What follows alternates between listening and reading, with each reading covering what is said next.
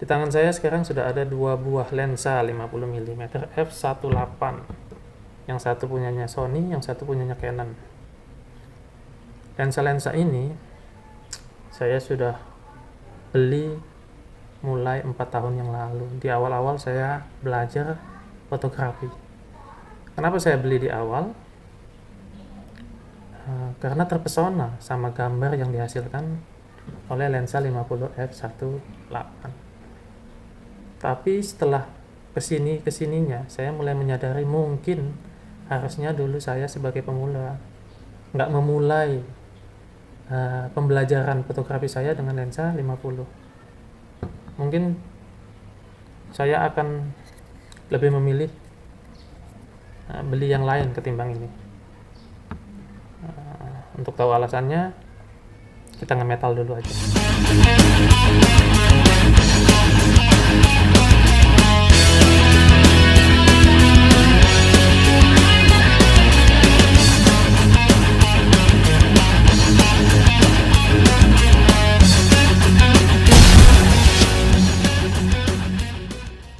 Jadi di video kali ini, saya kepingin sharing, ngajak teman-teman, terutama bagi pemula yang mau belajar fotografi dan videografi,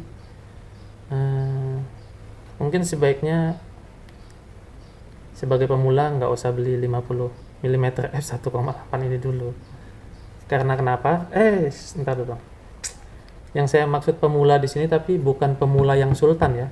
Maksudnya sultan mau bebas mau beli apa aja. Yang saya maksud pemula di sini yang seperti saya dulu lah. Agak susah, mesti nabung dulu, mesti nimbang-nimbang, dan akhirnya beli kamera-kamera APS-C atau crop sensor. Ya, yang maksud saya pemula di sini lebih ke pemula-pemula seperti saya yang harus membeli barang-barang dengan harga terjangkau. Tapi sebelumnya buat teman-teman yang belum kenal siapa saya, perkenalkan, nama saya Kiki. Saya seorang tukang foto manten di Balikpapan, Kalimantan Timur. Oke, jadi langsung aja ya. Kenapa saya bilang pemula sebaiknya jangan beli. Tapi saya juga ngerti kok kenapa saya waktu itu tertarik banget untuk ngebeli si lensa 50 f1.8 ini. Alasan yang pertama itu harganya memang terjangkau. Terutama yang punya Canon. Saya tahu yang punya Canon ini terjangkau banget dengan kualitas gambar yang dia hasilkan, dengan penghasilan yang saya waktu itu dapat. Lensa ini menggoda banget untuk dibeli. Terus selain harganya yang relatif terjangkau, hasil gambarnya, alasan keduanya, hasil gambarnya, bokehnya terutama ya. Kita dulu awal-awal beli itu pasti kepingin, karena belum tahu ya, sebetulnya lensa kit juga bisa menghasilkan foto yang bokeh. Ingin punya gambar yang wah gitu bokehnya ya. Jadi alasan yang pertama harganya terjangkau, dua itu takjub sama hasil gambarnya, sama bokehnya. Terus yang ketiga, nah ini mungkin alasan yang paling tepat kali ya untuk membeli itu, untuk bikin kagum cewek-cewek yang jadi model gitu kan. Karena dengan foto simple dengan si lensa 50 ini, kita bisa menghasilkan gambar yang bikin orang-orang kagum, mungkin lah ya. Dulu berpikirannya seperti itu. Jadi dengan adanya lensa 50 mm ini, kita berpikir ya skill ntar aja lah dulu. Yang penting punya lensa ini pasti gambarnya udah bakalan bagus, ketolong sama lensa ibaratnya. Tapi yang nggak kita tahu sebagai seorang pemula, ternyata lensa 50 kalau dipasangkan ke bodi APS-C atau crop sensor itu harus dikalikan 1,5 kalau yang Sony. Kalau yang Canon 1,6. Jadi yang Sony sekitar 75 mili. Dan itu tuh jadi lensa sudah masuk lensa tele. Jadi kita terjebak sama stigma kalau lensa 50 cuma untuk portrait. Bagus untuk portrait. Padahal enggak, lensa 50 juga bagus untuk yang lainnya. Cuma memang kita jadi punya keterbatasan, apalagi kalau kita orang yang cuma foto di dalam rumah, cuma bukan orang yang hunting foto keluar gitu-gitu, kita jadi bakalan terjebak stigma kalau lensa 50 ini lensa untuk portrait. Maka dari itu di video kali ini saya cuma kepingin sharing, ya mungkin bisa dikatakan tips lah ya, buat yang udah terlanjur beli ini, buat yang udah terlanjur beli lensa 50 di body APS-C, itu kalian harus berpikir kalau lensa 50 ya lensa 50, bukan untuk portrait, bukan untuk street aja, bukan, intinya lensa itu bisa untuk apa aja, asalkan gimana kita mandangnya aja, gimana perspektif kita memandang si lensa aja. Beberapa tips yang saya mau kasih itu buat orang-orang yang motonya cuma di rumah, bangun rumah segede lapangan bola. Enggak ya, tipsnya ya jangan malas. Yang saya maksudkan malas ya, kalau komposisinya udah dapat, mundur. Mau dapatin model satu badan, mundur. Lensa 50. Jadi itu tips yang pertama. Terus tips yang kedua, itu jangan terjebak di f1,8. Tuh hasilnya soft banget. Jadi mungkin kalian harus bisa naikkan di f28, f3,5, f4 kalau perlu. Karena hasilnya di 1,8 cenderung soft, tidak tajam. Jadi jangan terjebak sama f1,8 nya untuk menghasilkan bokeh. Jadi kalau tadi saya sebutin tips atau solusi buat teman-teman yang udah terlanjur beli, berarti sekarang saya bakalan ngasih tips atau opsi lain lah buat teman-teman yang belum ngebeli si lensa 50 ini. Opsi lain yang mungkin lebih baik kalian beli di awal. Opsi yang pertama, beli handphone aja. Kalau belum cukup untuk beli kamera, beli handphone aja. Handphone yang lumayan lah, nggak juga mahal-mahal. Handphone sekarang sih lumayan kameranya ya.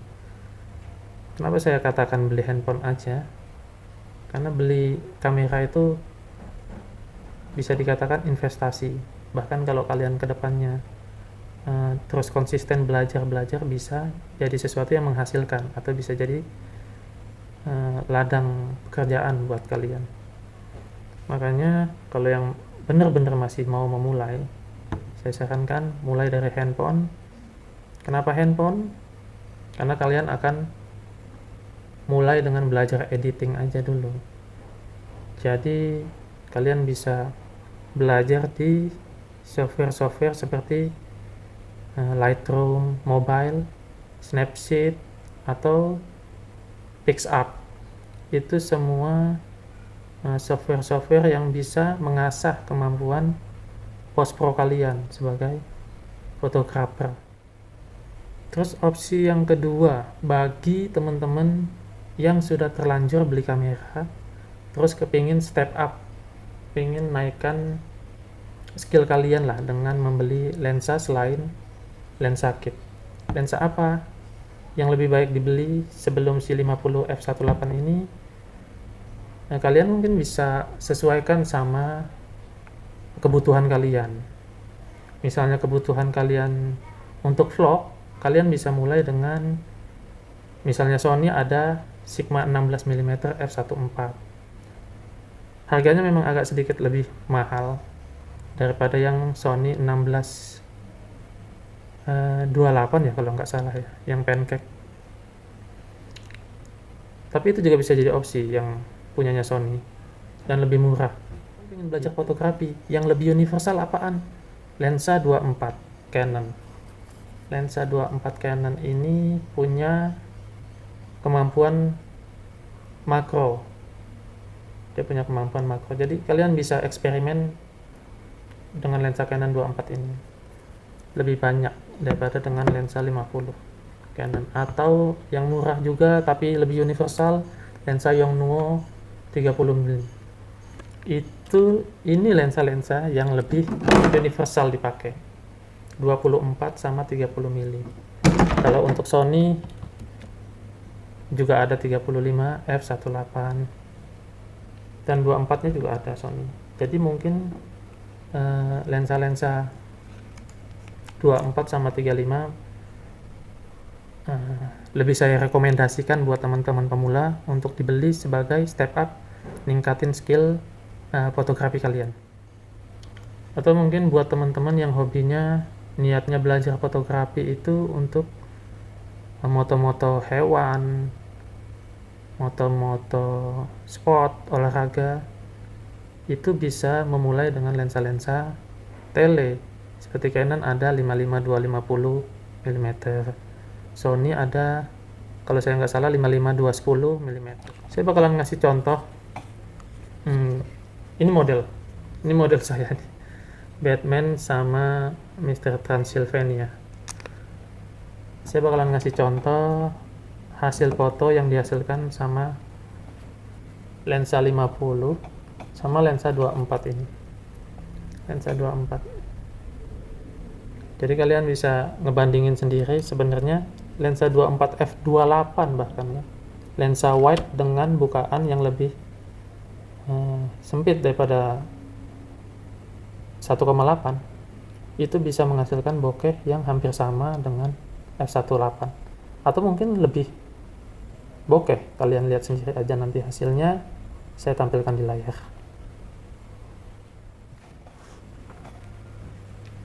Oke, cukup sekian pembahasan kita kali ini, semoga bermanfaat.